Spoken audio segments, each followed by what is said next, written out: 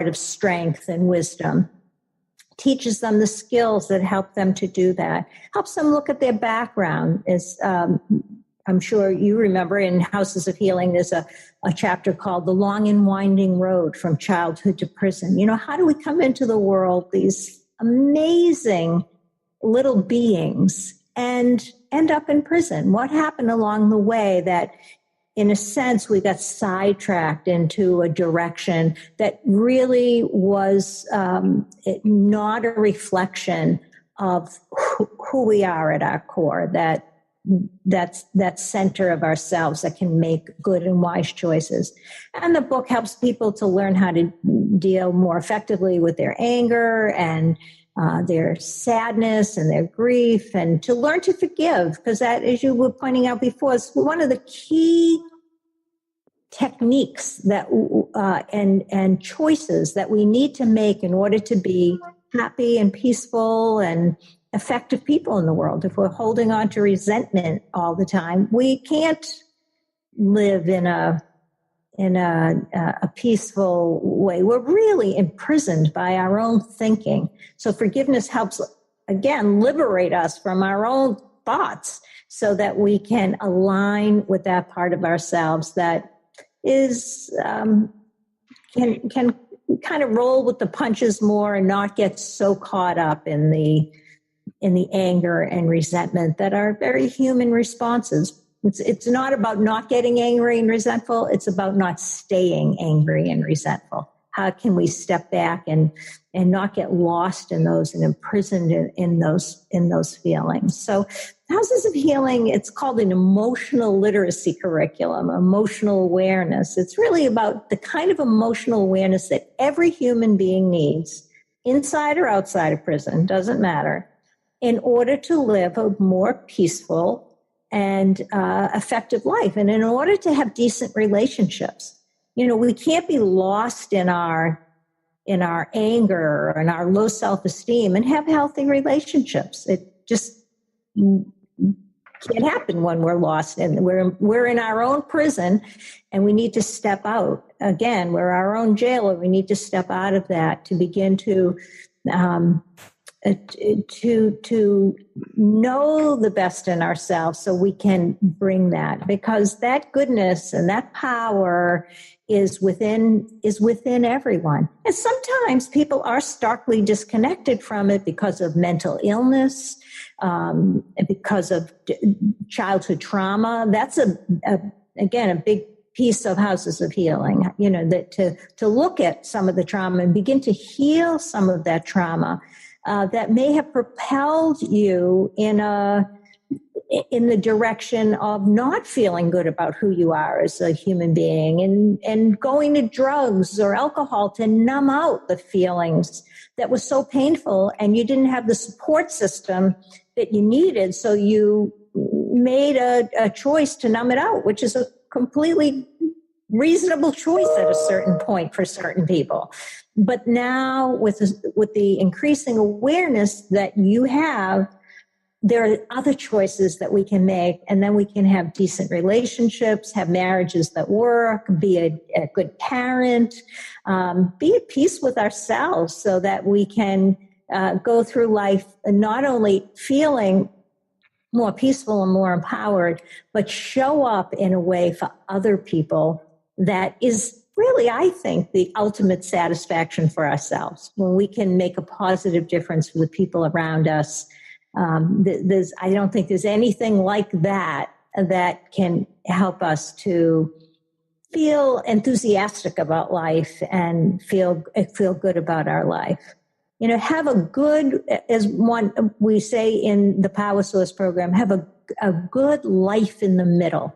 You know, with the young people we work with, we say that many young people, they have, that's our parenting book, Power Source Parenting, but that many young people have what's called the prisoner penthouse thinking. Either I'm going to end up in prison, or I'm going to be living the life in a penthouse and have all these material things and, you know, a million men or women by my side, or whatever it happens to be. And we talk about what's a healthy life in the middle, because that's where most of us land. And that's where we can all land, eventually. And again, I want to stress that when we live that life in the middle, when we come to know ourselves, we can really make a difference for other people. Just this week, a couple of days ago, I was in New York with my niece, Robin Casarjian, who is the clinical director of our youth project, doing a training for the New York City Probation Department. Because they have a new program for 16 and 17-year-olds who are on probation.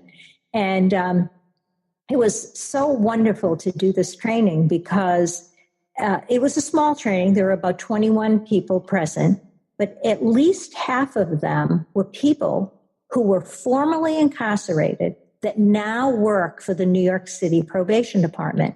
And the title that they have been given is, I think it's great, credible messengers. They know that by hiring these people who have done time, who have turned their lives around, who are dedicated to helping young people, and hiring those people to do the work on the direct service work with these young people, that there's more of a chance that that the young people will relate to them. Again, they're credible messengers. They've been there, they've done that, they've turned their lives around, and now they're going forth, making a difference for these young people and trying to help them not make the same mistakes that they made in their early lives. And hopefully they will be able to make a difference for a lot of those young people. Robin, you said an awful lot. One thing that you were saying about childhood to prison, or whatever that long winding road is, in your DVD series that I watch from time to time just to be inspired and to be able to connect better with some of the people that I work with and to get myself straight, one of the most touching things that's in there, you just said a minute ago, you showed pictures in one of your groups in one of those DVD lessons of 1 to 2 year old infants. And you showed these children, and you made the statement that these children were not born. They were all born good, and something happened in their life. This is not who they really are. So we know that Houses of Healings is trying to reconnect people back to where they really came from. Let me just read a quote that I've got here from, it's a sheriff that was in a quote, "Incarceration is too precious an intervention opportunity to waste. Of course, no one can rehabilitate another person. Each person must do that for himself or herself. But everybody needs guidance and inspiration along the way." That's what Houses of Healing is doing. I want to read two inmates, two returning citizens, what they had to say. "Houses of Healing helped me to gain a greater perspective on myself and how I've contributed to my situation and my life. The book reached a place in my head that before was pretty buried and unreachable. I came away with a sense of hope for myself and my life that before I had definitely been without. I realized I'm valuable, worth saving, and worth the continued effort." That's powerful. Amen. Yeah. Here's another one. "For the first time in my life, I see progress, and that has never been a fact ever before. This book is my only escape to find comfort. When I have emotions that I don't understand, I simply pick up your book and read myself into better understanding my problems." Robin, I am so glad. I am so glad that we're doing this today. There's so much more. Let me just say something. One of the points that I caught out of your facilitator's manual, I think it's called reading. It's a reading therapy. You had a word for that. Bibliotherapy. Say bibliotherapy. Yeah. And I smile because, you taught me a lot, and a lot of the things I do on a much smaller scale, where I go after trying to help people find their purpose and eliminate financial stress, because that's such a cause for so many things. But when I went through that bibliotherapy, I'm thinking, this curriculum that I'm doing, that you're helping me with right now, people that are incarcerated have exactly what the title Houses of Healing is all about. They've got the time to turn that house that they're living in into a place of healing. That's basically what it is. And I just want to read a couple of the topics in the table of contents.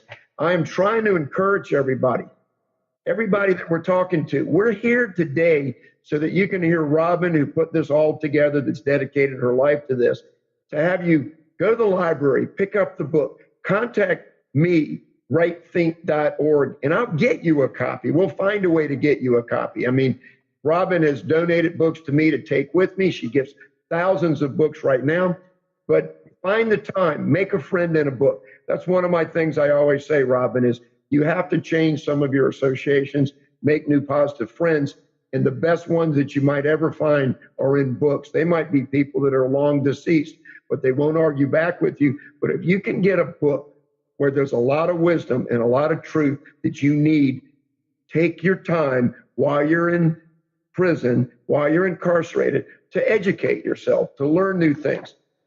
The sessions are introduction and who are you really, forgiving on neutral territory and relaxation, reframing and meditation, subpersonalities and the emotional weather report, anger and resentment, part 1, part 2, from childhood to prison, the long and winding road, the fallout from childhood wounding and how to start recovery, restoring dignity, facing guilt, shame, and the impact of crime, closure, apology, and self-forgiveness and grief, forgiving others, moving on, creating our futures.